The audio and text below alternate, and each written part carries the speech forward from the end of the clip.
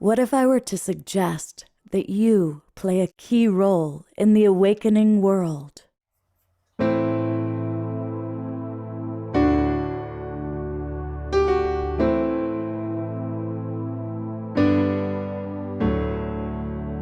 that you are watching this because you have heard the call.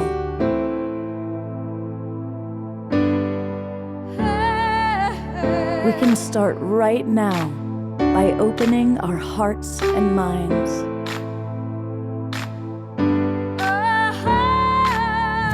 Welcome to the awakening world.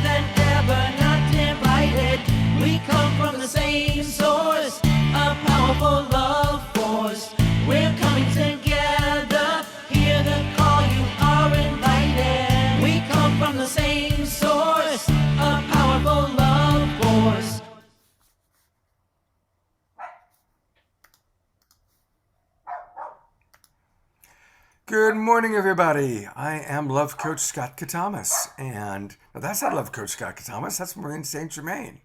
Here I am. Welcome. It is a beautiful, sacred Sunday morning for those of us that are here in California. But I want to acknowledge that there are people watching from all over the world. Welcome to those of you watching on Unify and all the people from all over. Let us know where you're coming from geographically. For those of you that are in our Zoom room, pop it in the chat box. Those of you watching on Facebook or on YouTube, pop it into the chat there. And it's always fun to see where we're coming from and where you all are. You also are invited to come into our Zoom room. I want to acknowledge everybody who's watching on Facebook. Thank you to John and Summer Raymer and the Sign Network for getting us out to over 100 groups and pages. And you can actually come into our Zoom room. It's free. Just go to globalpeacetribe.com, globalpeacetribe.com, and register. And the free promo code is new friend. So if you pop in new friend, that'll get you all of our links for the next 2 months, all of May and all of June. We do 3 shows every weekend, Friday night, Saturday night, and Sunday, always focused on a particular theme. For example, last weekend our theme was how to make every day Earth Day. And this weekend has been so much fun. It's been a collaboration with my friend Kenny Kaufman and the new Living Expo. For those of you who've been watching, we've seen amazing speakers: Bruce Lipton, Marianne Williamson, Daniel Brinkley, and about a dozen others. And Kenny did it again this morning. He has brought on just an amazing group of teachers and presenters live who are going to be with us to kind of share their tools for transformation. So speaking of Kenny, here he is. Well, Ken, we're in the home stretch of this powerful weekend. How are you feeling? Excited, exuberated, and thrilled to just have another day of bliss with you, Scott, and all my great speakers that are joining us today. Everybody came in nice and early. I love it. I didn't have to stress. And that's how I feel about the whole show. It's going to be stress-free, smooth sailing. Everybody's going to have a great time, good energy. It's my motto. Everybody having fun.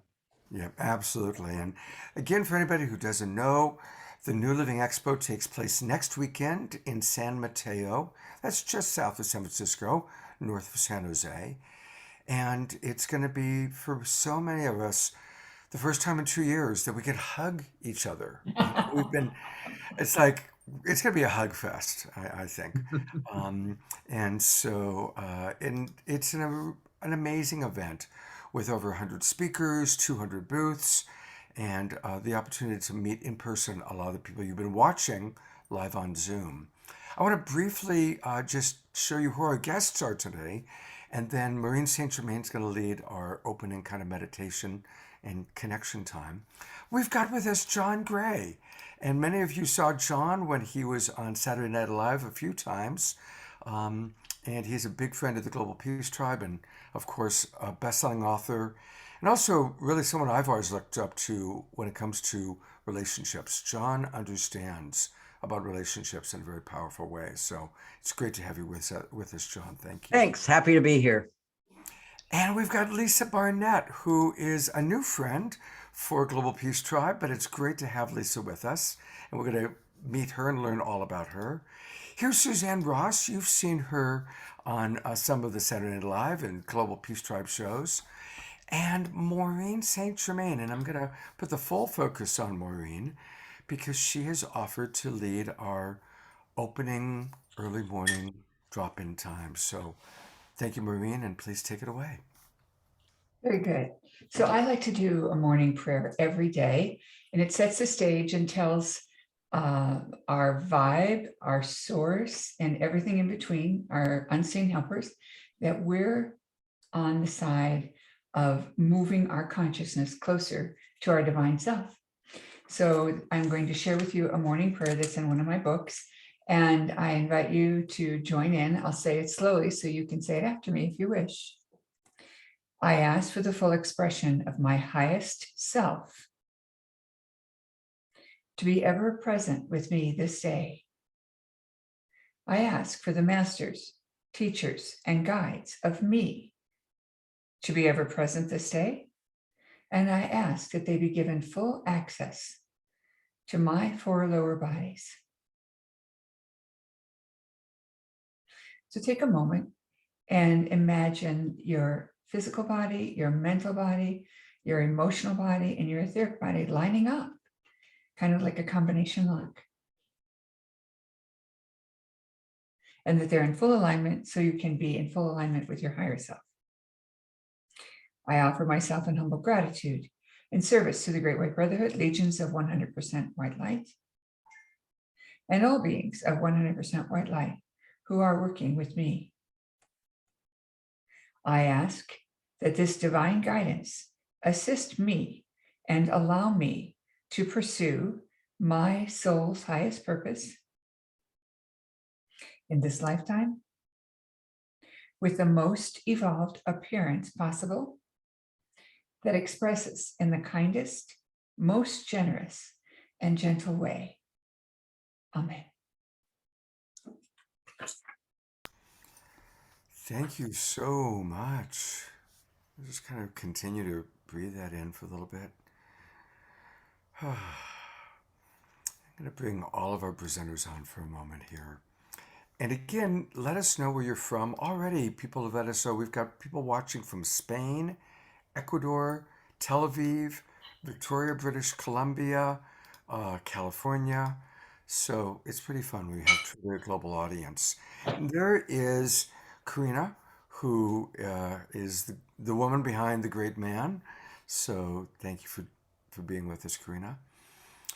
So our first question, for those of us coming together again next weekend, it's been 2 years. And obviously it's been a very powerful 2 years. And so our first question for each of you, maybe I'll start with John and then love to hear, please everybody answer. Our theme is tools for transformation. So what has been maybe your greatest challenge, and what is a tool that you've personally used to make your way through that challenge of this time in human history? And I'm going to put the full focus on John initially. Oh, well, very soon after my wife, Bonnie, died, after being happily married for 32 years, my soulmate, I was going through my major grief, and it kind of just fit in with nobody wants to go, can't go outside, or they're afraid to go outside. Here I was, happy to stay home and grieve. For me, with Men Are From Mars, Women Are From Venus, I talk about men in their cave, whereas women need to talk, very simple ways. Connecting is a way of producing more estrogen for women, and they need more. And being more independent and alone actually rebuilds your testosterone. So it really worked out really well for me. because love is everything I teach. And it was a chance for me to connect with my higher self, with God, both. So I did a lot of meditation. Back in my 20s, I was a big meditator. I was personal assistant to Maharishi of the TM movement, and kind of his star meditator. They did posters of my brain function and so forth. I would meditate 15, 20 hours a day. I was extreme. Okay. I'm an extreme person. I went from extreme pure celibacy, no masturbation, no relationship, just one with God, to extremely into relationships, as everybody knows me as an expert on relationships, understanding how men and women are, because I'm a heterosexual man, helping people understand that. And it evolved into the recognition that every human being has a male and a female side. And through loving each other in a non-judgmental way, someone who's different from you, then you're able to find what's different about them within ourselves. And that's sort of the balancing of the yin and the yang within ourselves. But it allowed me to focus on my wonderful meditation, which I had when I was in my 20s, of just being in a state of unbounded, unlimited bliss for years. You lose a bit of that once you start having sex. That's another bliss. And so here I was without sex, without relationships. I was able to go back to my roots in meditation. I just love to meditate. Not that everybody should meditate as long as I do, because I'm an extremist, but fasting, silence, doing bigu, which is having your mask on in the darkness, being able to really connect with the formless part of the universe, and then to come back out and connect has been quite wonderful. So meditation was my major way to cope with the isolation and the stress and the foolishness, the fear. People have so much fear. Fear is forgetting everything's all right, forgetting that this is a divine play. We're all in a divine play. And I know some people that if you're looking on one side, you see, oh, there's something to be afraid of. If you're looking at the other side, there's something to be afraid of. And the reality, I think that most of our listeners today know that there is something called polarity in the universe. And if we are becoming more good than ever before, I certainly feel I have, my happiness, my gratitude, my joy, so magnificent. It only increased by experiencing the grief and death of my wife. Even though I knew she was blessed, graduated into heaven, still the human part of me, which is still attached, had to let go and let God in. And God sure came in big time. And so to know that there's always a duality in the world. So as this high energy is coming into the world for massive transformation, that's good. There has to be the darkness to reflect that. And those forces are battling now. It's amazing that people could predict this, but on a certain level of consciousness, it's all already happened. So one can see into that. So we win, essentially, and we grow through our pain. It's the growing pains. Oh, the depth of grief that I felt through losing my soulmate and finding her again in my heart. It was just, that's our destiny. We'll find a higher self now through our journey. And I'm really happy to be here, Scott. Thanks for inviting me. Oh, thank you very much, John. And my wife also passed away. And it's a big one, and then learning the balance of staying connected in the spirit realm, but then also letting go too. There's like that balance of staying connected and letting go. That's quite the journey. So it's great to have you with us. Thank you. I'm going to put the spotlight on Lisa Barnett. And Lisa is a new friend, but she's the founder of the Akashic Knowing School, where she teaches us how to access Akashic soul guidance. And boy, that sure transforms our life. She's an author of 3 different books on the Akashic records. So, Lisa, I look forward to hearing about that. But that same first question, what was maybe a challenge for you during these last 2 years? And what's a tool for transformation you'd like to share? Absolutely. Well, I am really honored to be here with everyone. So thank you. And so the last few years has been very interesting for us, because my husband and I have gone from being empty nesters to having our 20-something-year-old kids come home because universities were also closed down. So, there was nothing much to do. They went online with school. So one of our twins moved home after having just graduated, but not being able to get into her master's program. And our son moved home to finish up school.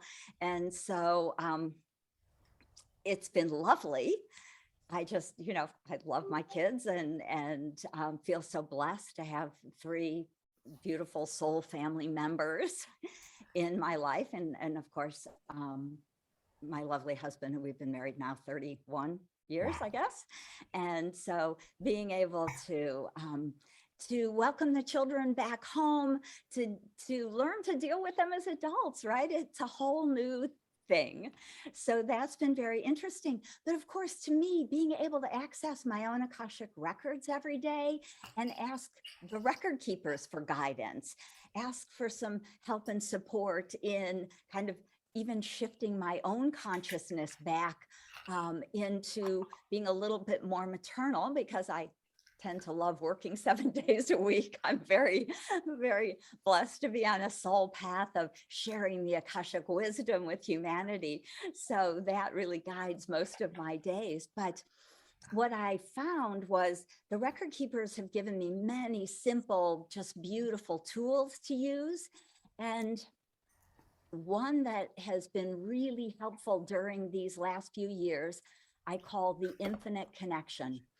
And it's a simple guided visualization where we're connecting heart to heart consciously with someone using beautiful golden divine light.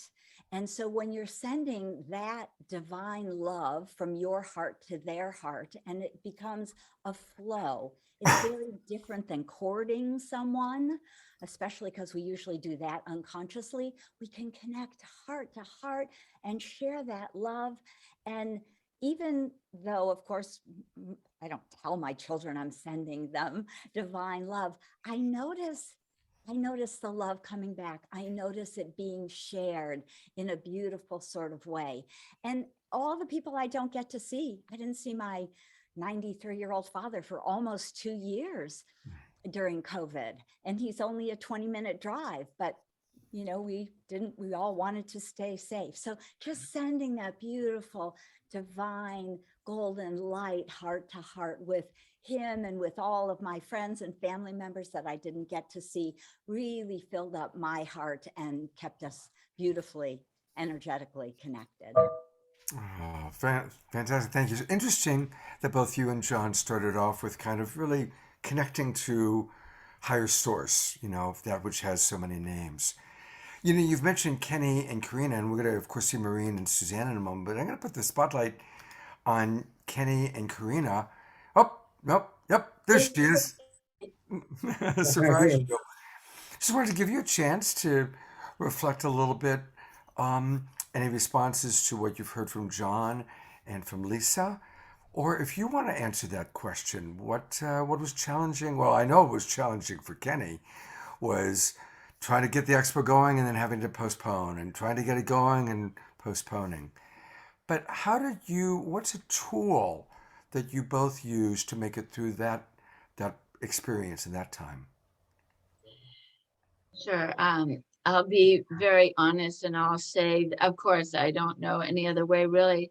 The reason I'm here and how I do my life is very God-centered.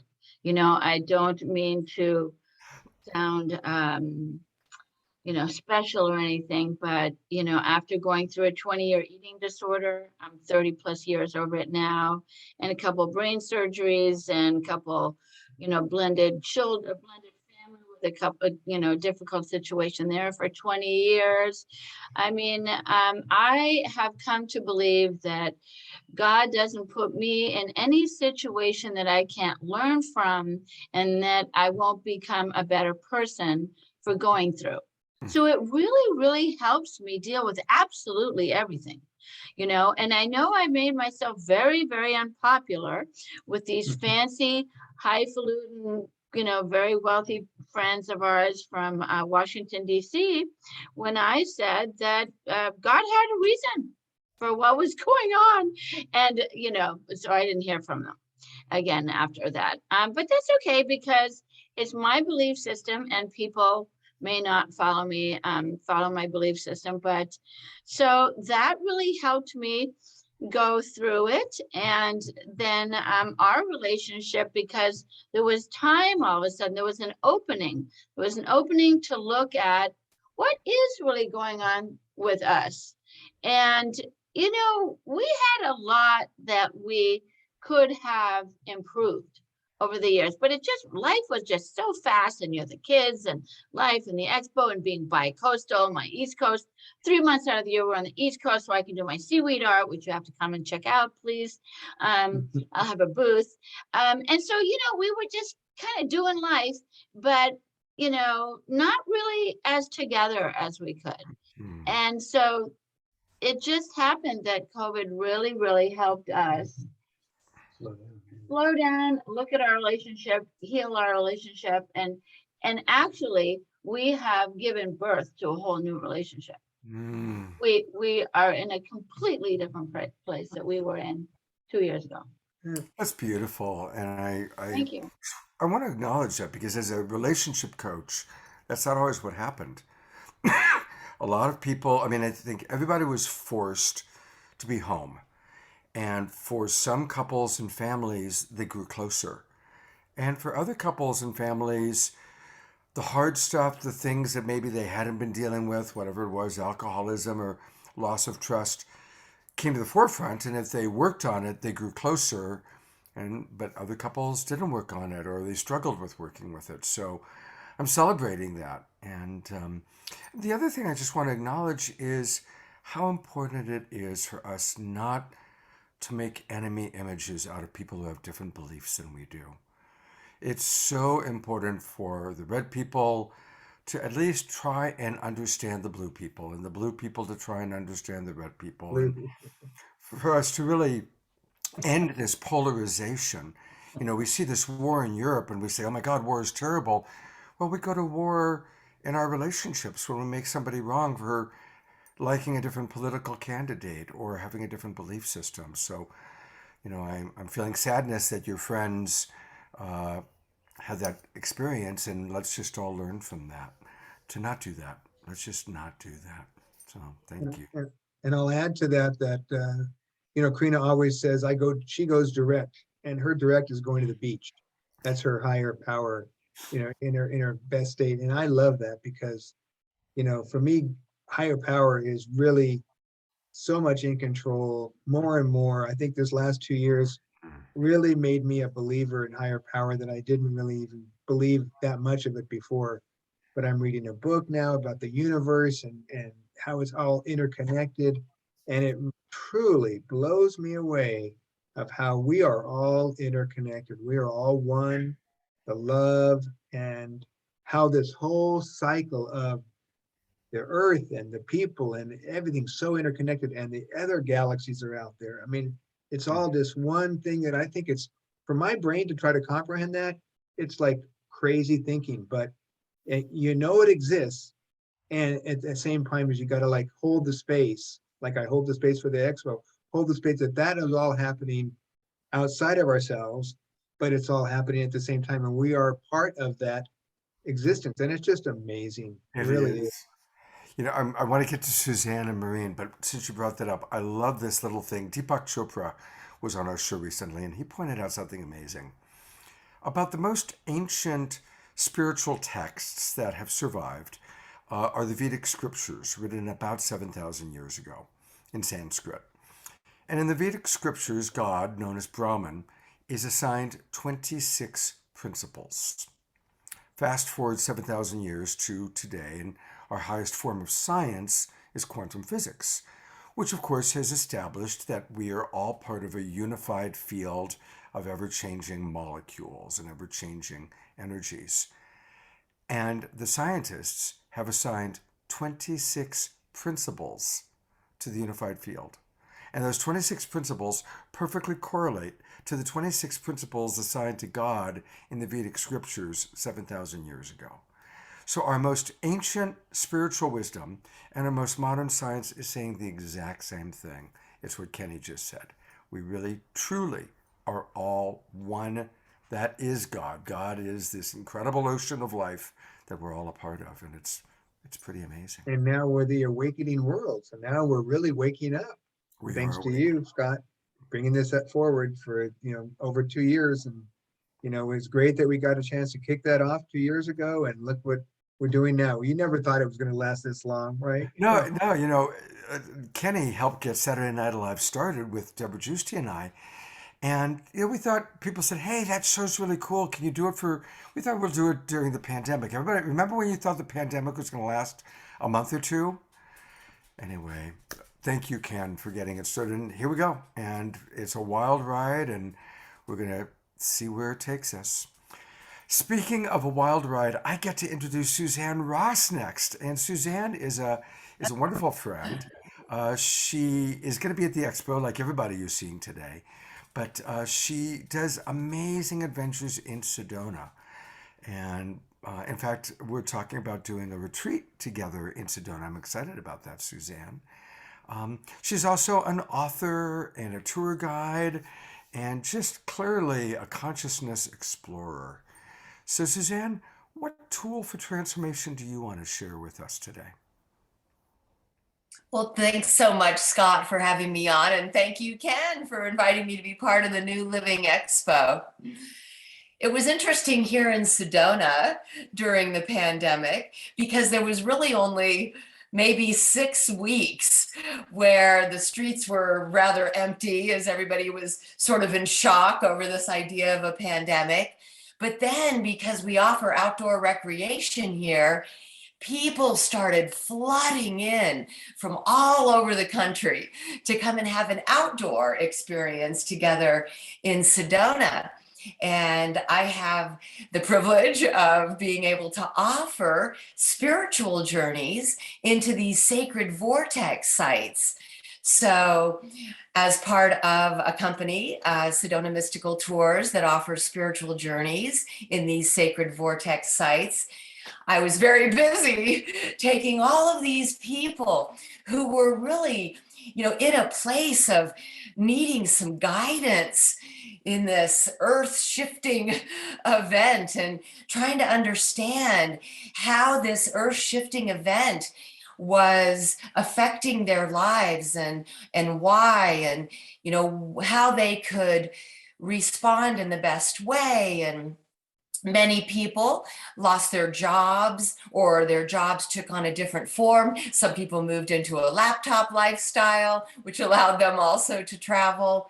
But I was able to really facilitate for people an opportunity to rebirth into a new, higher version of themselves as they reflected upon the way they were living their lives and realizing those things that really didn't serve their highest good or the highest good for others, and then help them to redefine their lives in a new and different way that does serve their highest good, maybe aligning with their highest self and their true calling. And of course, out here in the powerful vortex of Sedona and the high frequency spinning energy, it's really a great place to experience that higher vibration. And so I came up with even new and more progressive tools for transformation. And one of those tools was to really, first of all, do this ancient sun mantra that I had learned, where in the ancient times, the Hindus used this sun mantra, Om Ahum Vajra Guru Pima Siddhi Hum. And they would imagine the sun like a clock, but in its correct structure of 1 at the top, and go around 12 times saying this mantra, and then spiral into the center and say it 1 more time for source. Now, as we know, the source flows through from the great central sun through our sun. And right now we're receiving these really supercharged photons of encoded light. And so we would, stand facing the sun, eyes open or closed, and we would do this sun mantra and just open to receive these supercharged photons of light, to really raise our light quotient and increase our love light frequency, while opening to be downloaded with these advanced codes of creation flowing through the sun.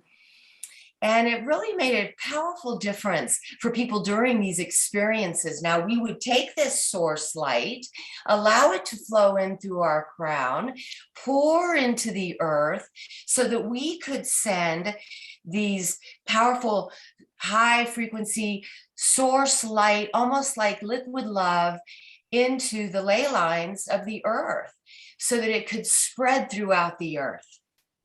And then everyone on planet Earth could receive this powerful high frequency love light energy. And so not only were we doing these ceremonies, meditations for ourselves, but we were making sure to pour that source love and light throughout the entire globe during the challenging times as well.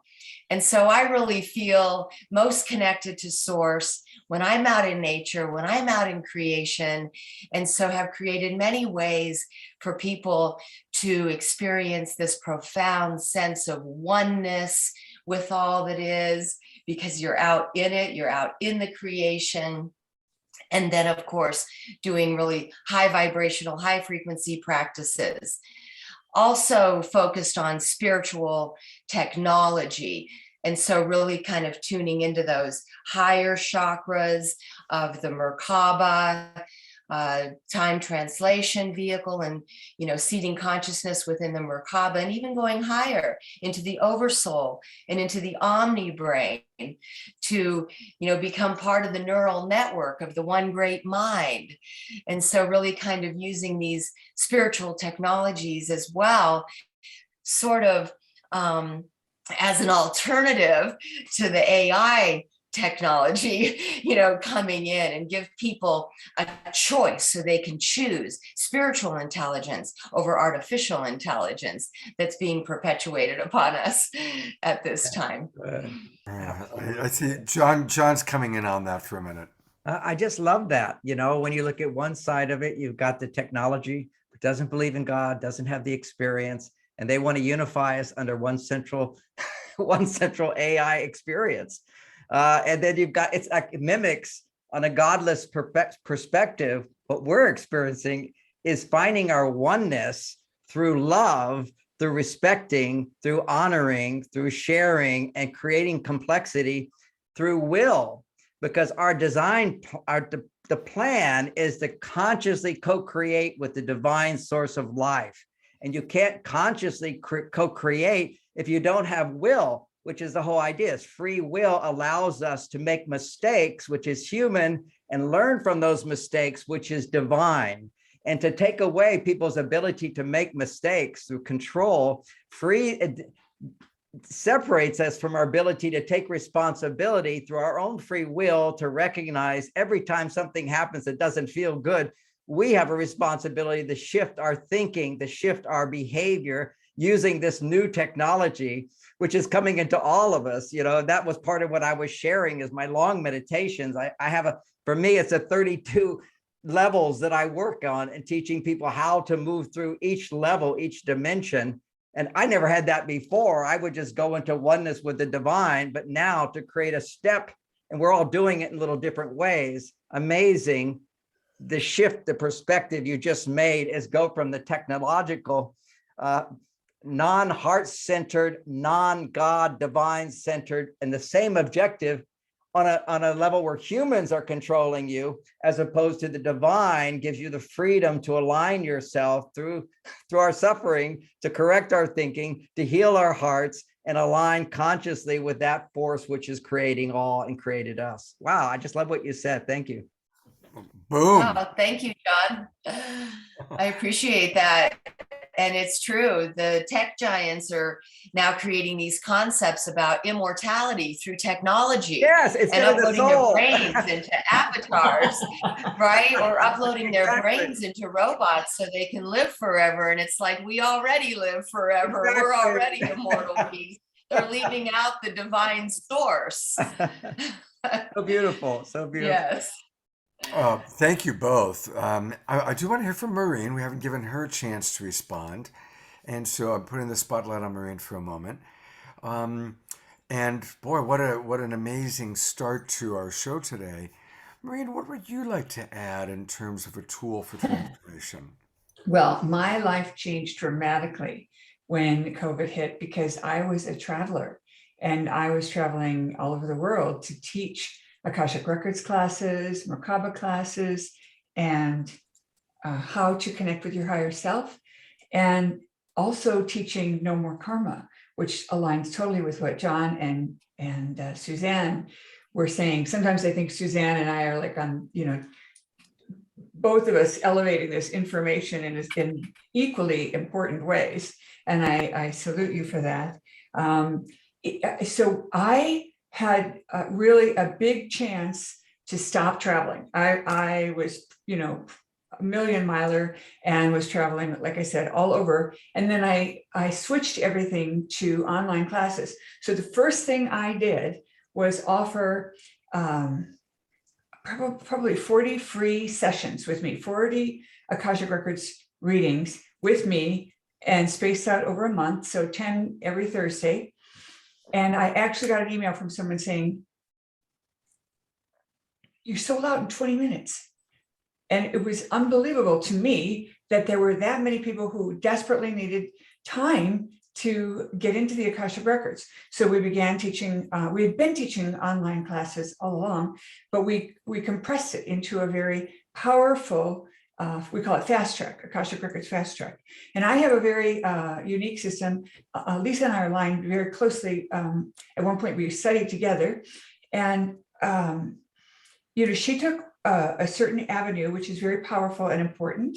And then I took a different route and also created a lineage where we are working directly with your higher self, as well as the Akashic Records guides. And we also call in the Ascended Masters by name. And those tools help people dramatically with what they're trying to figure out for their own life. When we were talking about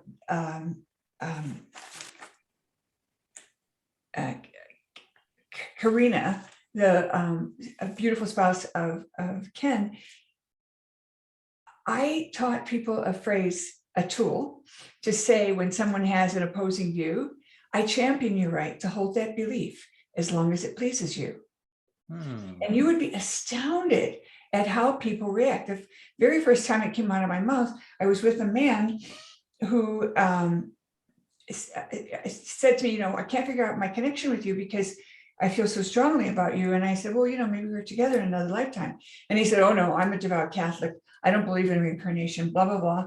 And that's when these words came out of my mouth. I champion your right to hold that belief as long as it pleases you. And he actually leaned in and said, does that mean like your grandfather and my grandmother were married? And I smiled and said, well, that's pretty close, because he wasn't ready to hear the whole thing. And one of the things that I have discovered over the years is that when someone makes an inquiry about something we know a lot about, the very first time they make that inquiry, they've opened their mind and they really are curious. So I always give them the short, unimportant answer first, and then change the subject. And I wait till they ask the second time, because the second time means they've thought about it for a while and then they've opened their heart. Because we don't realize that when people are curious, and if we blast them with all the cool stuff we know, they go running. And then it takes them longer to get over that hump to the next thing. So one of the tools you can still use even today is this phrase. Another tool that happened to me, because I was in close proximity, I found that I needed more outdoor time, like Suzanne was talking about. So I made a lot of long walks and a lot of experiences that I could do that took me outside. And that was very, very powerful. I still did some travel, surprisingly. And in the midst of all of that, I also finished this latest book called Mastering Your 5D Self. And I it came out just a month ago. And in that book, I take people into a whole new layer of information that was brought through to me. And a lot of times when I get information, I get this knowledge, it downloads to me, and then I'll verify it with my guidance and my higher self. And then I wait for the understanding, because a lot of times I get information that I didn't understand. For example, back in 2095, when I was first told about no more karma, and released that information to some very good friends who were devout Buddhists and students of mine, they did not take this information very well. And they said, how can that be? And I said, I don't know. I haven't figured it out yet. I just know that it's so. And I now know and understand it in a new way. And I'll give you the phrase that was given through me when I was still traveling in Hong Kong. The message was all about no more karma, because the students, Asian students, the Asian community has a much stronger lineage to reincarnation than most of us Westerners. So it was pretty hard for them to take in. And the final message, I'm just going to comprise it in one sentence, was the game is over, referring to our 3D polarity thing. The game will end when there are no more players. Will you be the first to leave or the last? And when that came through, I thought, I'm out. I'm not playing that game anymore. And one of the things that happened in this whole process was I was given a gift of money and an instruction to start a school in Sedona. And I was in New York City. Okay, so you guys know how intense it was there. And I just sat on it because nobody was going anywhere, nobody was doing anything. And brilliant Suzanne put on a live conference outdoors and invited me as one of the speakers. And I thought to myself, wow, if I go to Sedona, I could look at property. And through a whole series of events within that window of time, I found the property and bought it and moved to Sedona. It was not on my wish list or anything. And, thanks to Suzanne for making that little window open, and then all these other things opened. So moving to Sedona was part of the whole idea of starting a school. And in this whole process of a time alone and focus time on yourself and what you're doing, I was given the tools to do a rebranding. We spent a whole year on it.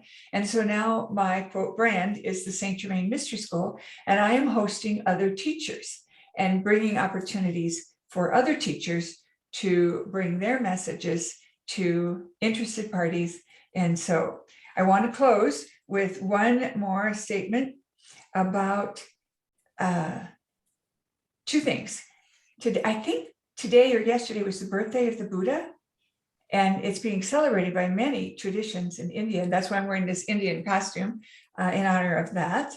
And secondly, the tools that I brought through that are in this book, 5D, are a new spiral chakra meditation. Everybody has learned to do the chakras either from the base up or from the top down. And I was given the understanding that the chakra system needs to be activated in a spiral way. And it's very, very powerful because you start with the heart and then you move into the solar plexus. And instead of the solar plexus being filled with fear, it now is imbued with the unconditional love that you hold in your heart from the great central sun.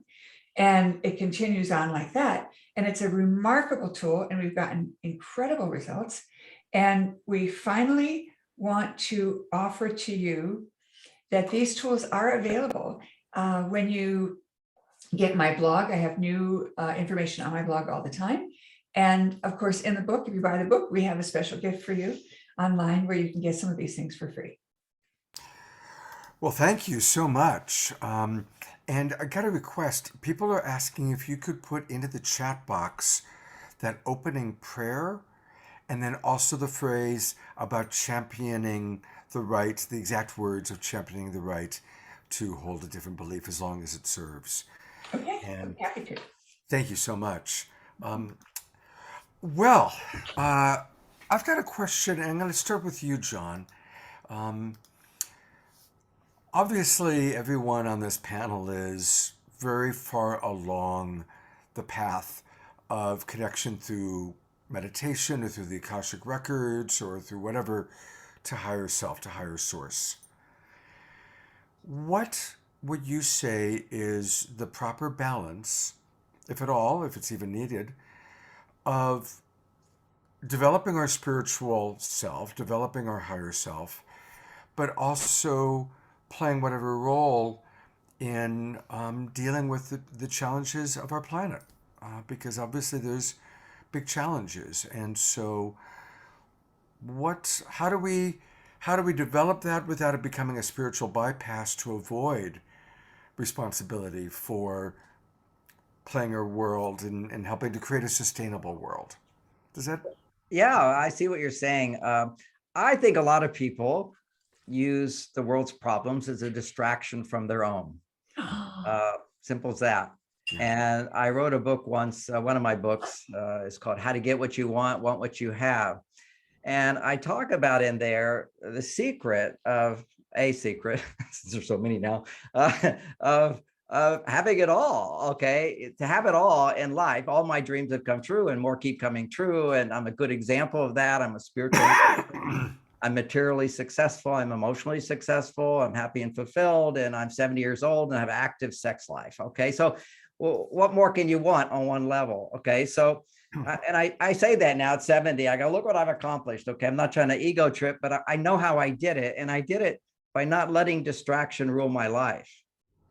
So I talk about, in a sense, 10 buckets of our primary human needs. And it's what we come into this world and the womb is to recognize the consciousness that says, I have to do nothing. Everything is done for me. It's the highest, that's when we're connecting from God to spirit into this world, into the womb. Mom's doing everything for us. We don't have to do anything. That's a foundation that we have to recognize that we have a higher power that is right there with us. And we have to attend to that, to embrace that at every level of maturity. Then your next one is that there are people that know more than you. And that's like parents. They will take care of you. You have to go to them, mentors, counselors, teachers, and all that. We have to attend to taking classes to learn from others instead of thinking we know it all.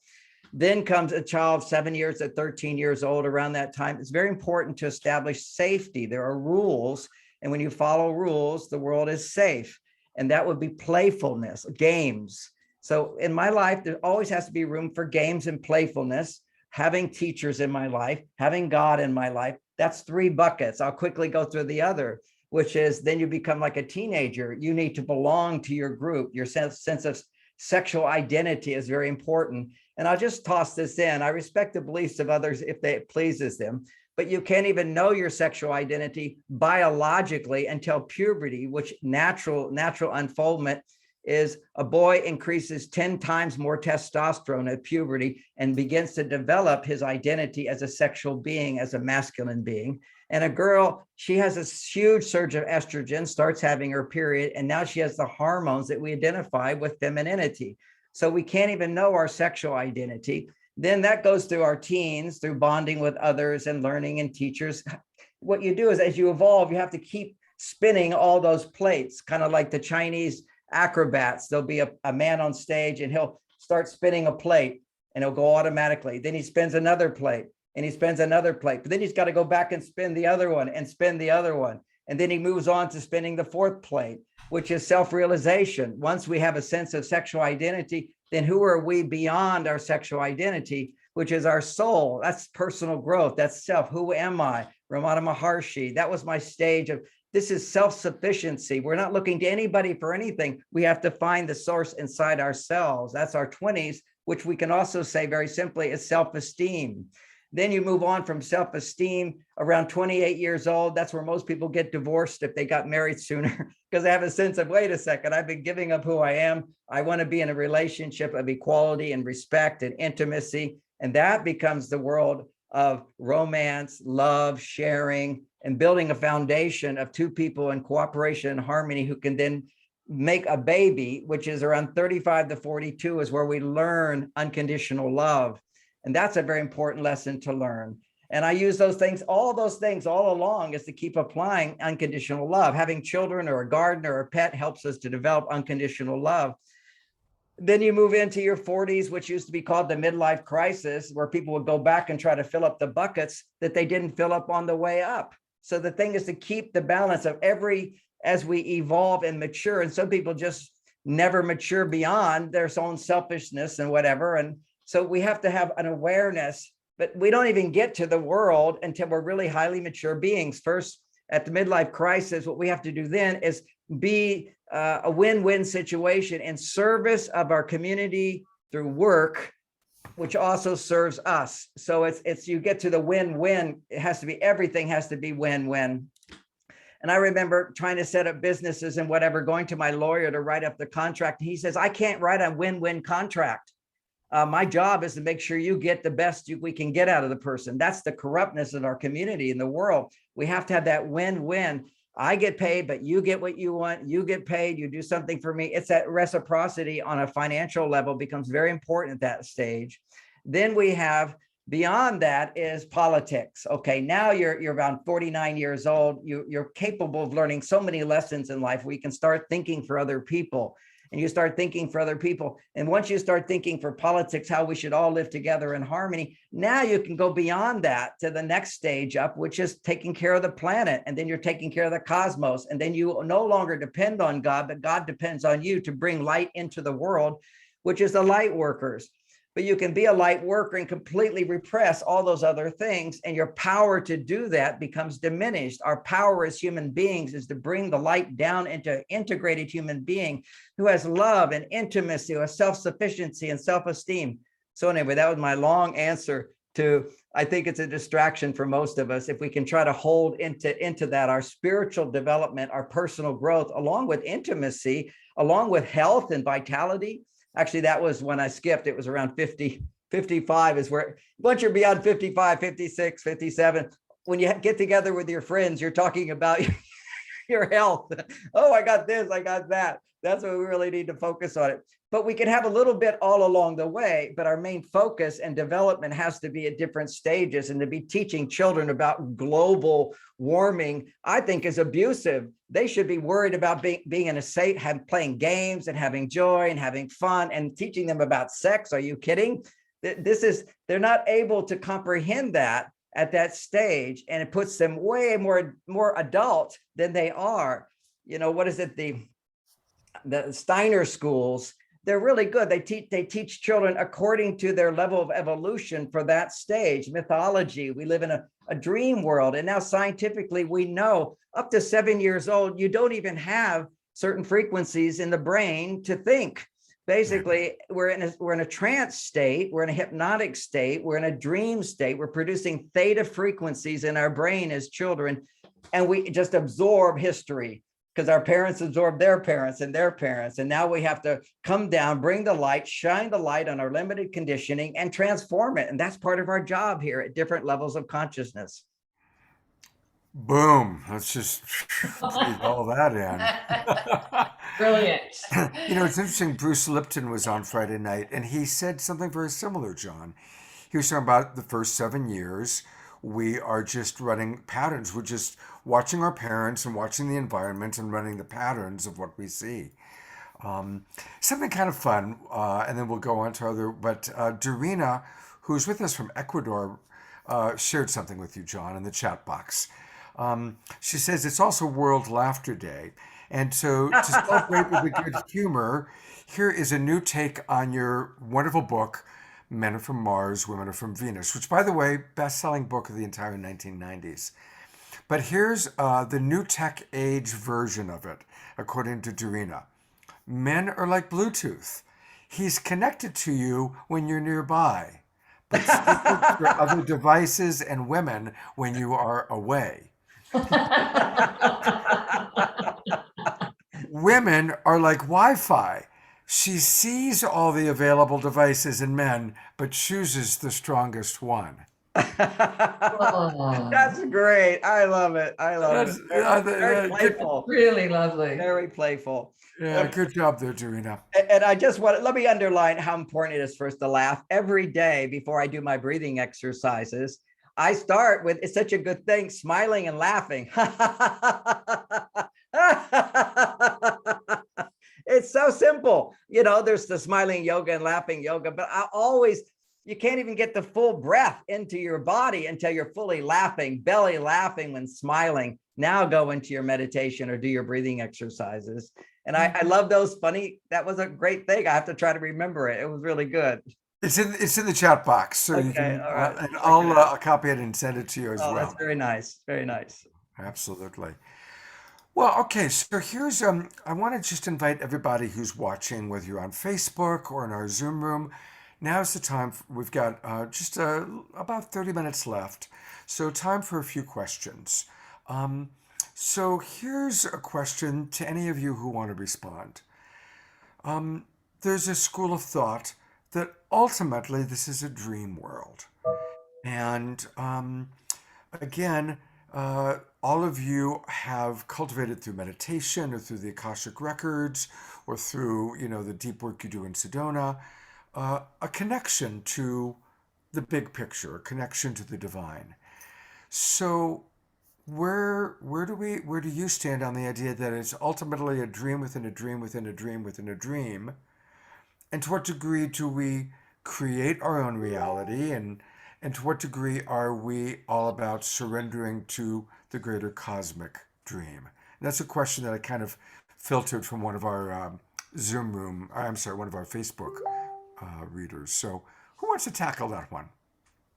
Can I jump in and make a comment about that, Scott? Sure. Thank you. Gosh, what you're saying has been such a major focus of what I'm doing right now, because can you hear me, Scott? Yeah, I'm trying to find you. Oh, okay. I have come up with a concept called virtuality, and I'll be talking about it at the new Living Expo. And it is truly this idea that we are living in this virtuality. And I'm writing an ebook right now called Virtuality, Mastering the Game of Life. And I actually am starting a master class on June 1st, Virtuality, Leveling Up in the Game of Life. And this idea that essentially our eternal souls in the existential central universe, if you will, decided to play this virtual reality game by projecting holographic fractals of themselves into these different space-time timelines and dimensions.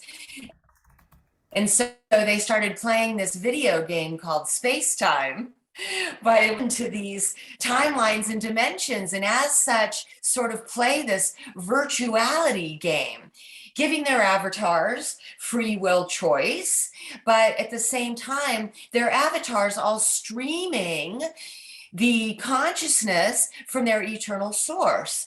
Because as we know how holograms work, that each holographic fractal still contains the whole. So each and every one of us are streaming our eternal soul and seeing through the eyes of our eternal soul as well, to interact with this virtuality that we've been projected into as this particular holographic fractal in this timeline. And so what does that mean for us in the here and now? We're being asked by our eternal soul to level up, because like any other virtual reality game, the whole idea is to get to the next level of the game. And so I believe we come to certain points in the game. I think it's a 26,000 year game. And it's interesting what you were saying about 26 earlier, Scott, this 13,000 year ascending arc into a golden age, and then a 13,000 year descending arc into the dark ages, this 26,000 year cycle, what they talk about ends in a harvest for those souls who are ripened. but I believe it's the end of the game, and we talk about end times right now. And so the game over, but the game begins again. It's the choices we make right now that determine whether we're going to level up into the next level of the game and wake up in 5D, like Maureen St. Germain says so masterfully in her books. And so she's showing us how to level up into the next version of the game. It's like reality 5.0, all right? But for those who aren't ready, who didn't master the game in 3D, they get the opportunity then to go around the wheel again and play the 26,000 year game again, or maybe at some point during that 26,000 year, they'll level up individually, but collectively, we're being given this opportunity during this major harvest, if you will, to level up with Mother Earth, who's ascending as well. And so we can start a new game on the new 5D Earth. These are many concepts that I focus on in what I do and create, but this idea that sort of goes along with what you were asking, Scott.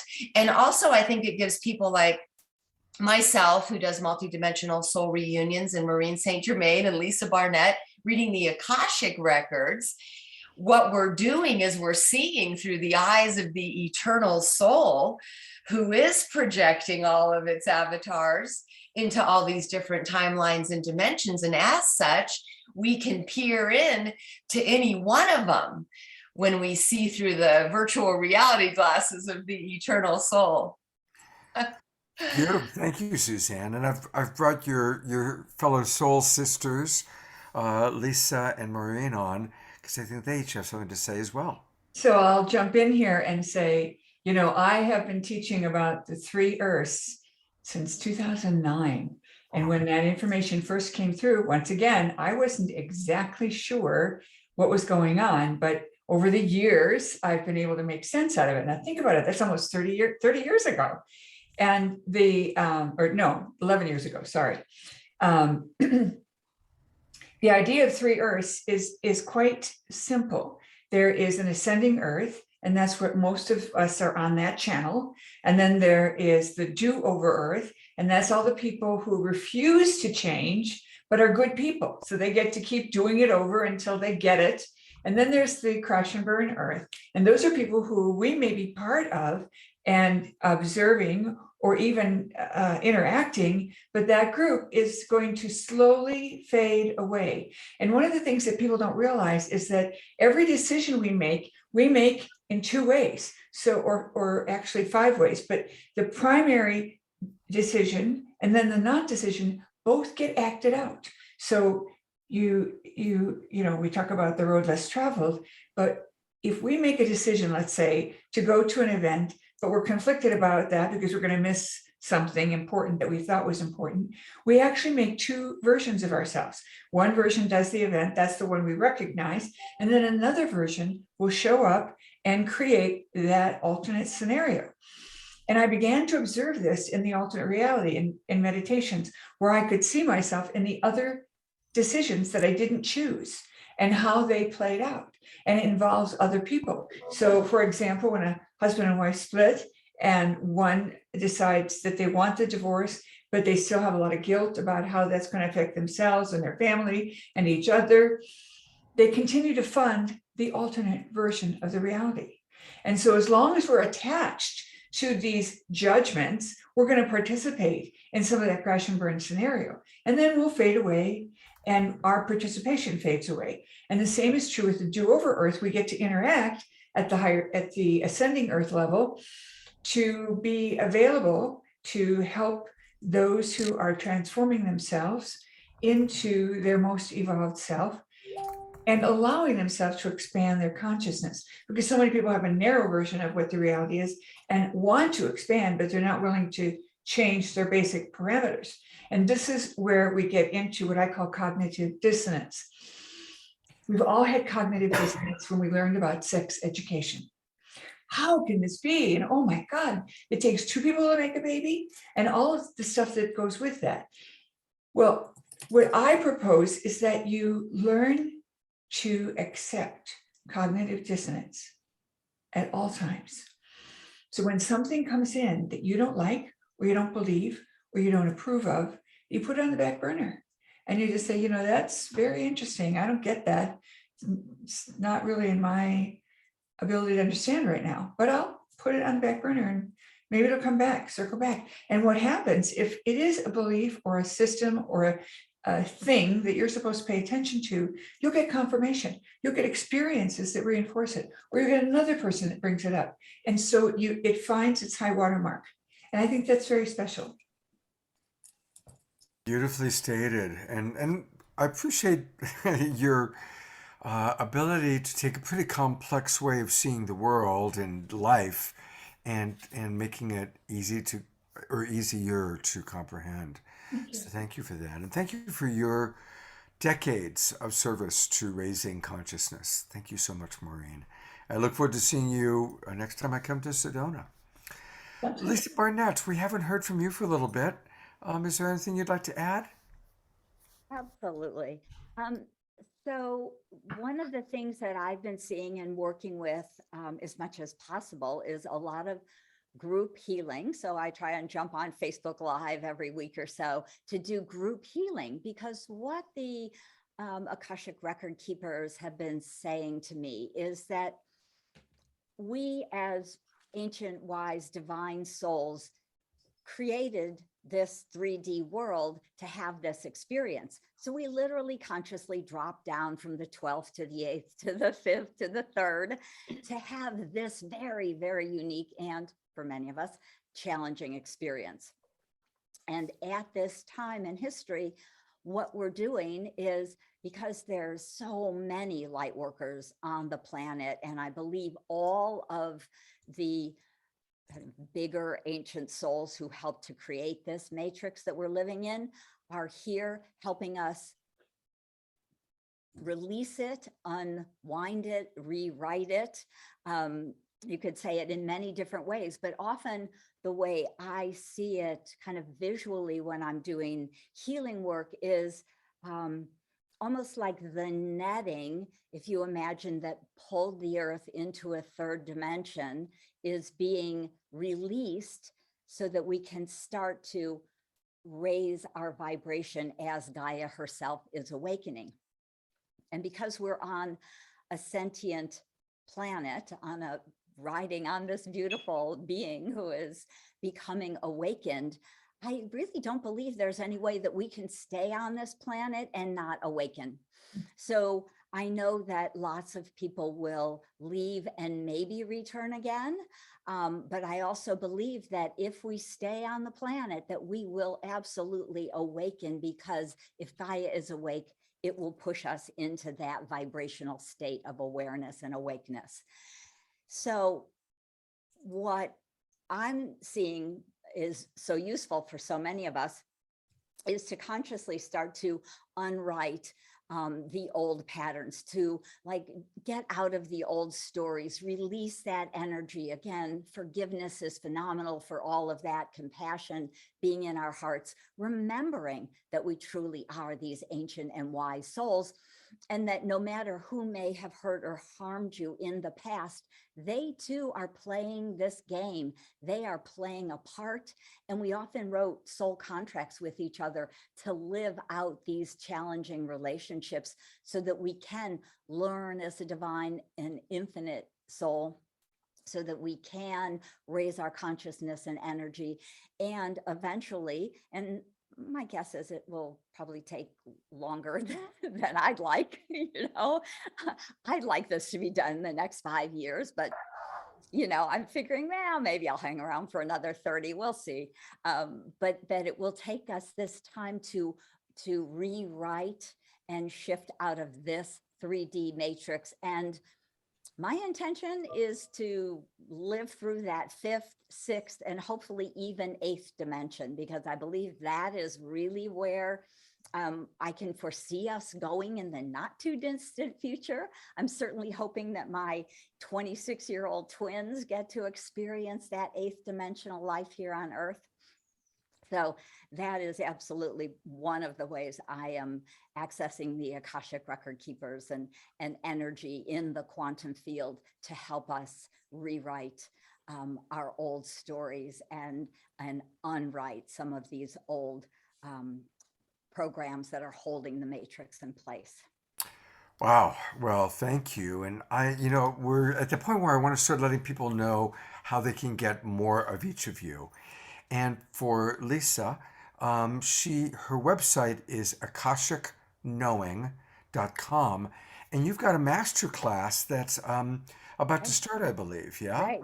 Yep. May 12th and 13th, I'm doing a 2-day, there'll be half days, 4 hours each day, masterclass where I will be teaching lots of energy tools. We will be doing a lot of quantum healing through the Akash and doing group healing for everyone. So we can start to unweave and unwrite a lot of these old stories that we are still stuck in, karmic patterns, if you like to, use that concept, and even clearing and letting go of a lot of our old soul contracts that we have with other people to learn and grow through, to up level them, to upgrade them, or to release and delete them if they no longer serve us, because a lot of them we're done with, and sometimes we're carrying past life contracts around with us that are not valid at this time and place. So I do and teach and share and do a lot of that healing. So if you're interested in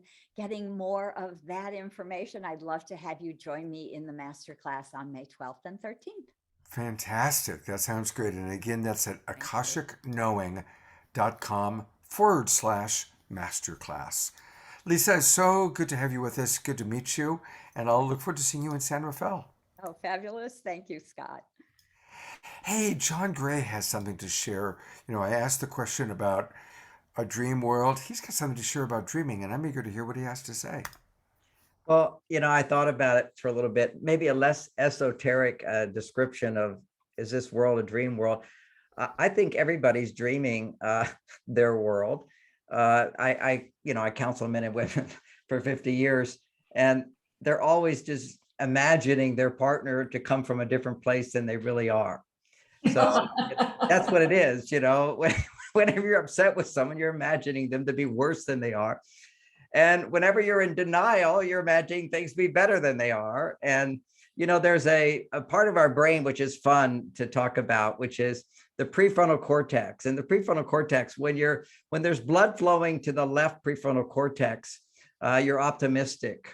And when blood's flowing to the right prefrontal cortex, you tend to be pessimistic. Now, those are the extremes. It's the yin and the yang again. But we're designed to have both. That's what reality is you're able to see what is not so positive and also see it in a positive light, which is, okay, which has been such a beautiful message today. What I'll take away is the clarity and the recognition that all of our problems are opportunities to learn our lessons and to become better people, to become more aware of our inner potential to be of service to the world.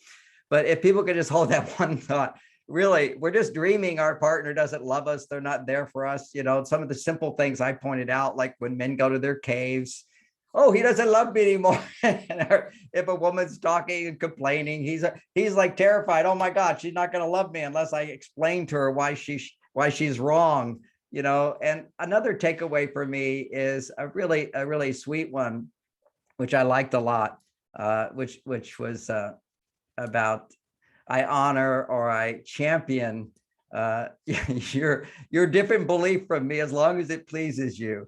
It frees us from that grip of wanting to change everybody to make them better, ultimately better for us as well. But they've got their own journey. I've got my journey, and I can always be more gentle and suggesting that, well, if you can look at it this way, that's what's the outcome of that. If you look at it this way, maybe there's a different outcome you might explore.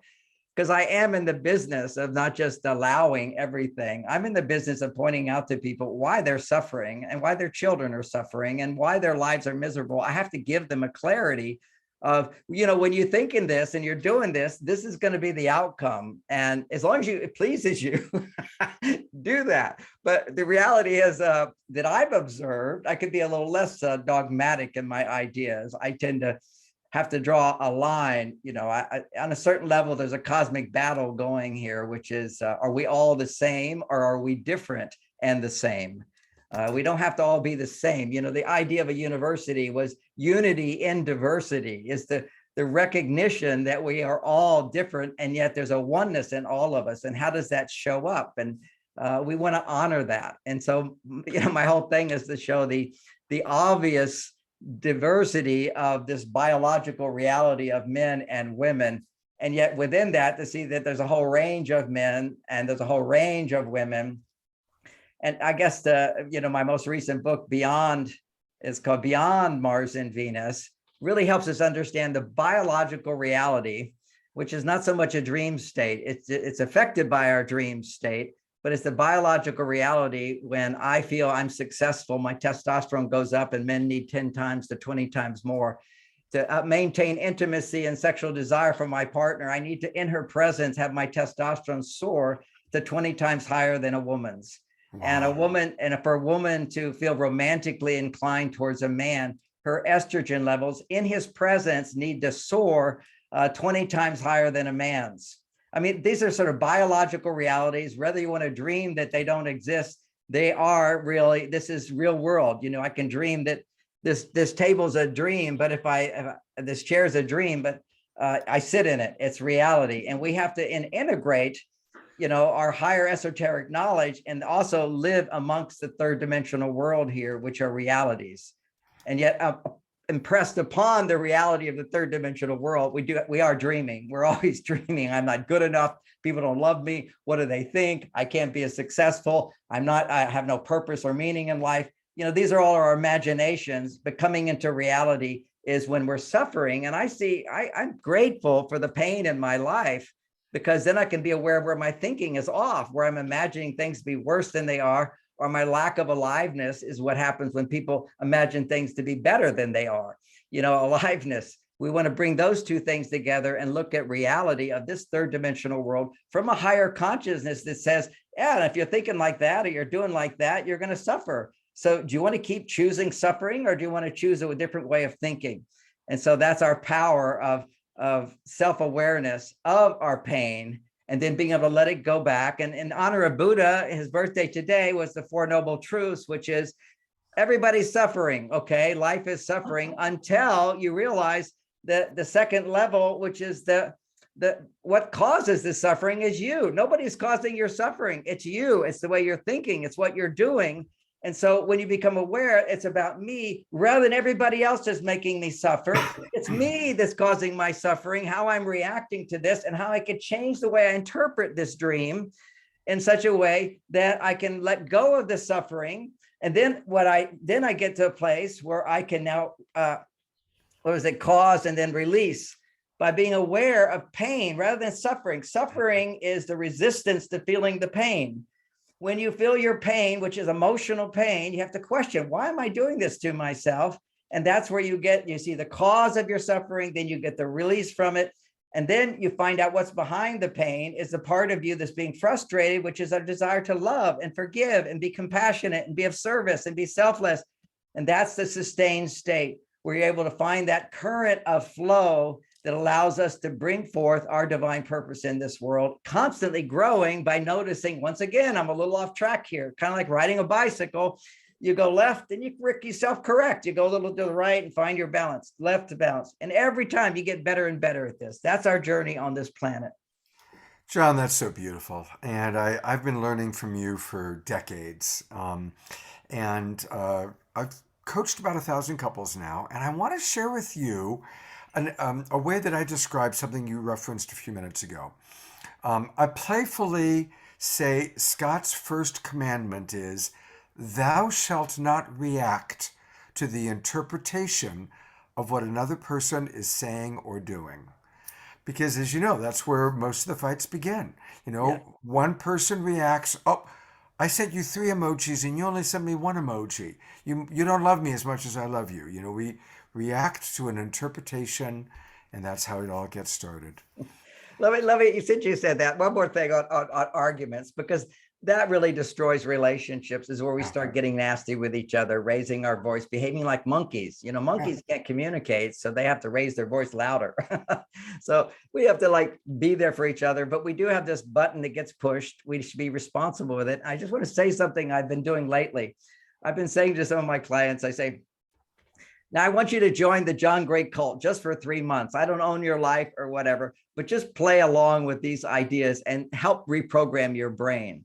And so they all agree. They say, okay, 3 months, we're going to join the John Gray cult. And in the John Gray cult, whenever there's any stressful feeling between you and your partner, where there's an argument or fight or starting to brew, we're going to say, one person has the right to say, let's not talk about this now.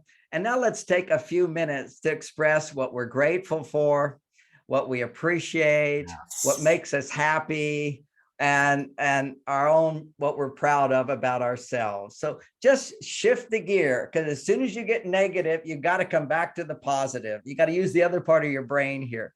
And so certainly I don't want people to not talk about issues and whatever, but if you argue and fight, you don't know how to argue. You don't know how to be different and be harmonious. So you have to focus on, as soon as you start, you know, often one example of this is a man doesn't like what she says and he becomes quiet, because he's like, okay, what's going on here? And she's going to say, what are you thinking? What are you feeling? And as soon as he says it, now what, why are you thinking that? And what happened and what that could be? Because that's a tendency of men. When men feel a little stressed, okay, this is biological. When adrenaline and cortisol start getting produced in a man, his testosterone is going down and his estrogen is going up.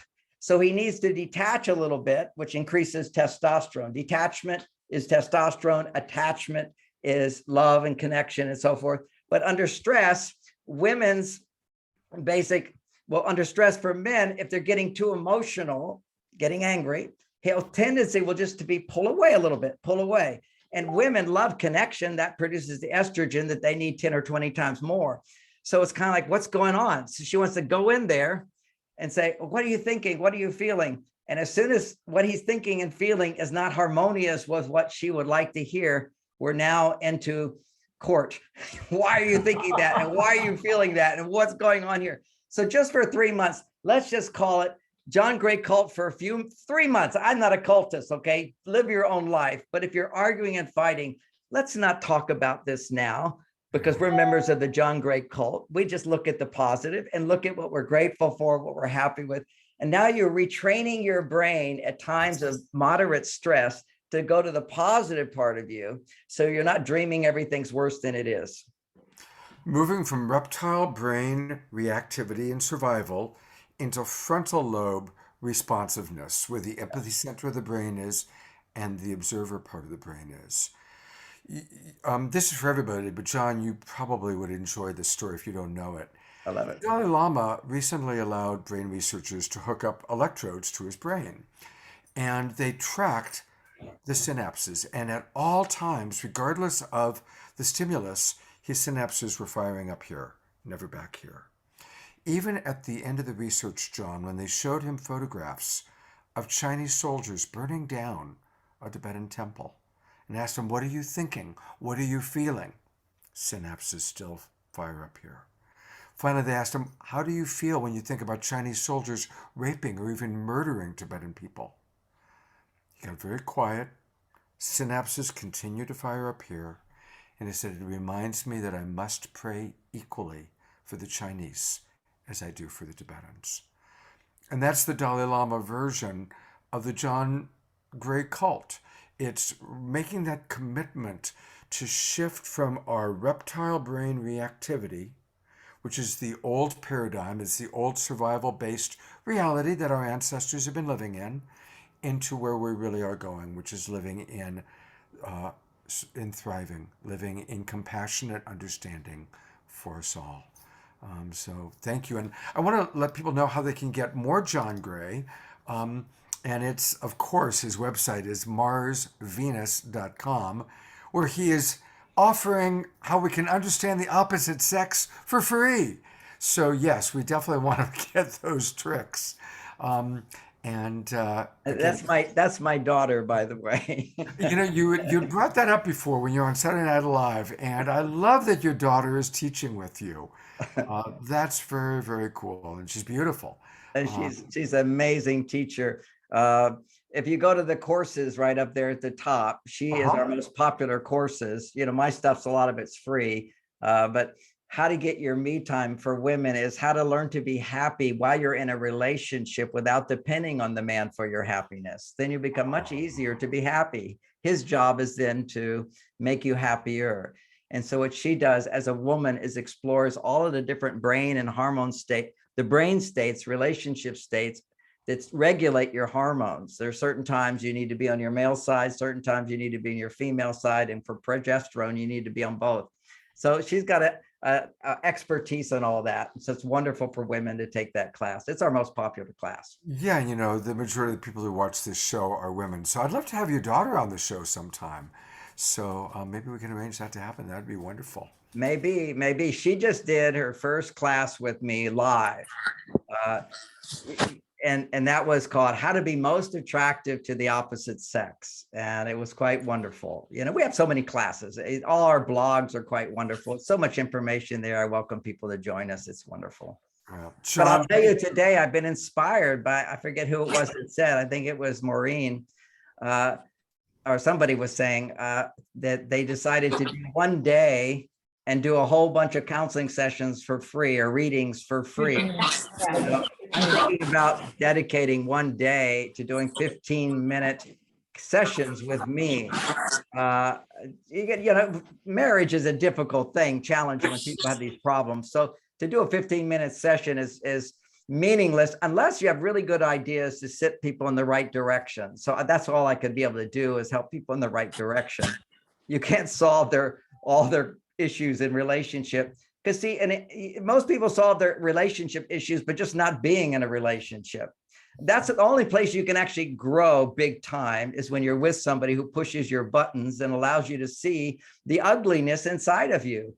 So you've got to have somebody push your buttons and then realize that that's my button and I reacted that way and they didn't make me feel that way. That's our real growth. If you just keep. And I have to say about Dalai Lama and being in the prefrontal cortex, they did research on my brain when I was a celibate monk for 9 years. And what they found, this is 1970s, and what they found is coherence between the left and right hemispheres of the brain. That's what they were measuring for. But I'm sure they would have seen, because I wasn't having sex in any way, I was always elevating my consciousness, that my the reptilian brain would not have been active either. And I was never, ever in a negative state when I was able to ignore all problems and be a monk. So that's a state of connecting with the higher self, but denying the lower self. And so while Dalai Lama is a great example to help elevate our consciousness, he's not having sex. He's not having babies. He's not having to earn a living. You know, that's our lower self. That's survival stuff. And what we have to do now in this age is not just rise to our higher self, but once you have the higher self, integrate that into that reptilian brain, which is why I was saying before, you know, to be human is to make mistakes. To be divine is to recognize the mistakes I make and grow from them and rise above them. So there's a different journey for all of us than Tibetan monks, but they do inspire us to go to the prefrontal cortex of the brain, kind of like a sexy woman will turn a guy on, or a handsome guy with strength and power, as somebody was saying, will turn a woman on. These are natural activators in the back part of the brain. But to have all of us, all of the brain integrated with the higher self is our new journey in the world today. wow. Well, thank you, John. You're absolutely right on. And I so appreciate everybody who's here. I'm going to bring all of our presenters on for kind of a final opportunity. I want to briefly go through all the websites that we haven't connected to yet. And certainly the big one is the New Living Expo this whole weekend. And all of the presenters you're seeing right now are part of the expo. And almost all of the people on this banner have been on the show this weekend. So thank you, Ken, for inviting all these incredible souls to the expo. And again, everybody, if at all possible, next weekend is the place to be is San Mateo Event Center as we come together and hear from all these amazing people live in person, and lots of hugs. And make sure you go to the seaweed booth. That's Seaweed art. Art. Seaweed art. The seaweed art booth is going to be. Thank you. That is going to be the happening meeting place. After Oh, yes. listening to John or Lisa or any of these people speak, we're all going to meet at the seaweed. And you each get 2 free cards of my 19 card line. Whoever comes gets 2 free cards. Yeah. Fantastic. And thank you, Debbie, for putting in the 22% discount in there several times. That's our little offering for the weekend. It's And fantastic. we have Thank you many for people doing take. that. Yeah, it's great. Many people take advantage of that. I just want to take 1 minute to honor Ken for doing this, because I don't think anybody realizes what an incredibly difficult job this is. And I hear Ken talk to everybody with the most, just giving 100% of himself when people call and ask for the date of the show. When an exhibitor calls who didn't read the exhibitor packet, how many chairs in my booth? I mean, me, I can't answer the phone. Excuse, I just can't do it. But he is so patient, and he's so well organized this year, better than ever before. Well, that's Been- all Twinkle Ken. Absolutely. It's Love you, remarkable what he Ken. We does. love you. Big twinkling for Ken. We Yeah. can't wait for the big squeeze. Yeah, we'll, great. I'm squeezing for you. Oh, thank you, darling. Hey, I do want to let people know a couple of other websites we didn't get a chance to go to. Suzanne Ross, her website is Suzanne Ross Transcendence.com. And absolutely, she is from now on, Suzanne, you are the queen of transcendence. That's how I'm going to imagine you and promote you. You are the queen of transcendence. So, thank you so much for being with us. And then Maureen St. Germain, her website is the St. Germain Mystery School.com. And let me take you all there real quick. Again, it's the St. Germain Mystery School.com. And always, go in and register so that you can find out all about what she's up to. And I know I'm looking forward to meeting you in Sedona, and we're all going to create something pretty special in Sedona. So that's going to be fun. And Celestine Starr jumped in. Of course, we saw her last night. Celestine, thank you for your wonderful contributions and all that you do. And again, looking forward to seeing everybody next weekend at the New Living Expo. Thank you for being part of the Awakening World. And remember that next weekend of the Awakening World, I'm collaborating with the Evolutionary Leaders Network, and we're celebrating the book, Our Moment of Choice. And we'll have Michael Beckwith and Greg Braden and Deepak Chopra joining us next weekend. So the hits just keep on coming. Thank you, everybody. Have a beautiful Sacred Sunday and a wonderful God week. bless. Take Thanks, care, everybody. everybody. See you soon. Bye. Bye-bye.